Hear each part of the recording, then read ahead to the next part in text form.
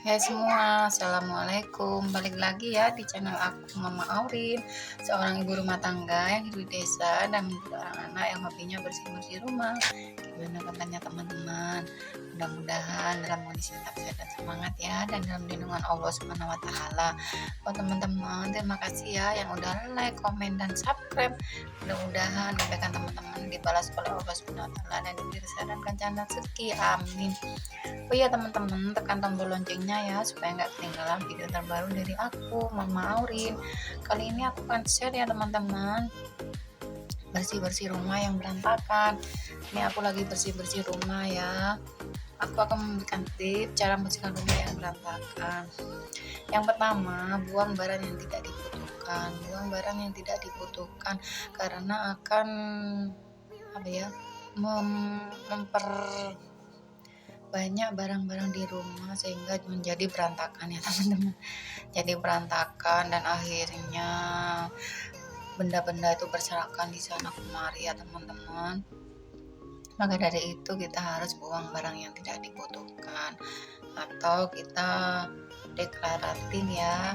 decluttering barang-barang yang tidak digunakan itu kita buang atau kita kasihkan kepada orang-orang yang membutuhkan ya teman-teman, ataupun juga kita jual ke rongsokan. Yang kedua, gunakan tempat penyimpanan seperti kotak, lemari, ataupun box yang ada di rumah. Itu sangatlah penting untuk kita gunakan ya teman-teman. Selain rumah bisa rapi, rumah yang berantakan cepat menjadi bersih kalau barang-barang tersebut kita masukkan ke laci-laci atau ke tempat-tempat penyimpanan gitu, yang umpama ada gunting, terus ada sisir-sisir yang berantakan, itu kita singkirkan ya teman-teman, dan kita masukkan ke dalam laci penyimpanan. Maka dari itu di setiap rumah kita wajib mempunyai laci ataupun lemari-lemari yang ada di rumah kita. Itu setidaknya kita mempunyai box, mempunyai lemari ataupun mempunyai kotak penyimpanan ya teman-teman. Bersihkan ruang tamu secara rutin. Di dalam rumah kita itu ruang tamu kita yang bersih, itulah kunci utama rumah kita menjadi bersih dan kelihatan rapi ya teman-teman. Itu ruang tamu itu harus bersih, kita harus membersihkannya tiap hari ya teman-teman. Membersihkan tempat tidur, membersihkan ruang tamu itu harus kita lakukan setiap hari ya teman-teman, supaya rumah kita itu bersih dan rapi dan barang-barang yang berserakan yang kesana kesini itu nggak ada, sehingga kamar kita itu selalu terlihat rapi dan ruang tamu kita itu terlihat rapi juga, sehingga kita kalau mau lihat atau memandangnya itu enak ya, nggak malu sama orang-orang yang ada tamu. Umpamanya ada tamu di rumah, kalau rumahnya bersih itu enak ya teman-teman. Bersihkan sampah harus kita bersihkan setiap hari ya teman-teman. Setidaknya kalau malam hari itu kita buang, kalau siang harinya atau sore harinya kita nggak sempet itu kita buang ya teman-teman. Ataupun jangan menunggu sampai banyak jangan sampai banyak, sampah-sampah itu harus segera dikeluarkan dan segera dibuang ke tempatnya ya teman-teman. Kalau di rumahnya teman-teman kayak sampah-sampah itu dibuang kemana, ke jurang apa ditaruh di bak depan rumah depan, nanti ada para petugas yang mengambilnya, para petugas kebersihan itu ya teman-teman. Kalau aku mah di desa dibuang ke jurang ya, nanti kalau udah banyak itu ditaruh di ditimbun sama tante,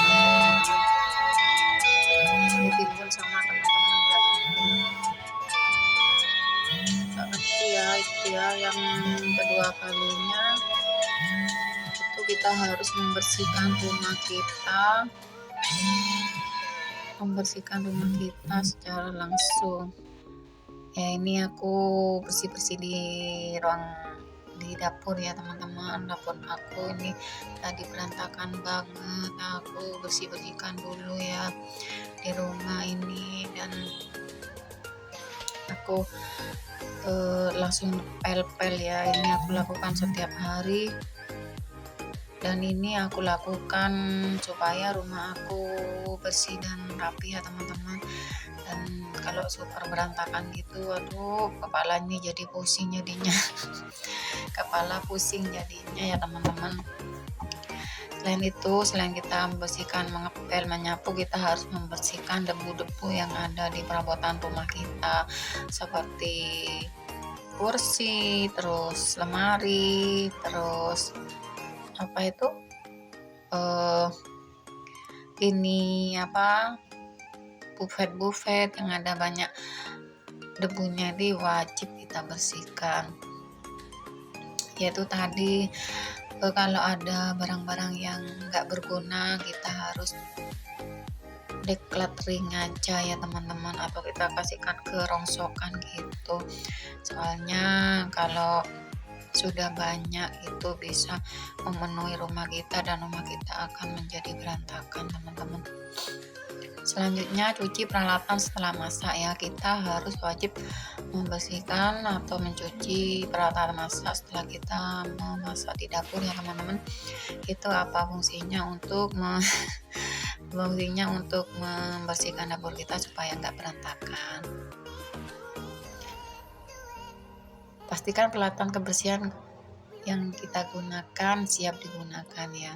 Ya itu tergantung dari kita sendiri ya, itu taruh di tempatnya masing-masing. Nanti kalau kita mau mempergunakan, kita tinggal menuju ruangan yang tempat yang mana itu untuk menyimpan barang-barang yang kita gunakan ya teman-teman.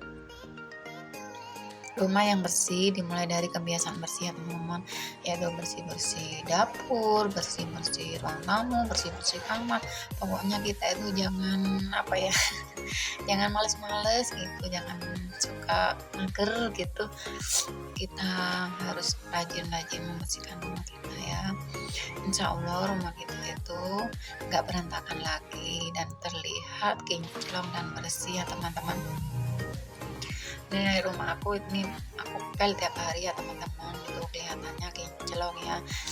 Sayang ini nggak pakai granit, ini pakai apa itu keramik jadul ya teman-teman. Ya nggak apa-apa lah, siapa tahu nanti kalau Mama Aurin punya uang atau punya rezeki bisa perbarui keramiknya ya yang jadul ini ya teman-teman. Ya kita harus bersabar, kita harus mengikhlaskan kalau diri kita itu bersih-bersih setiap hari. Kita itu harus mewujudkan rumah kita yang bersih dan kinclong dan terawat juga, nggak berantakan. Kalau berantakan ya teman-teman, kita itu gimana ya, capek lihatnya, kesel lihatnya ya teman-teman. Alhasil rumah kita itu jadi berantakan. Maka dari itu kita harus wajib dan rajin-rajin untuk membersihkannya. Itulah tips dari aku ya, membersihkan rumah yang super berantakan. Sekian dulu ya video dari aku. Terima kasih buat teman-teman yang udah nonton video aku dari awal sampai akhir. Mudah-mudahan bermanfaat. Wassalamualaikum warahmatullahi wabarakatuh.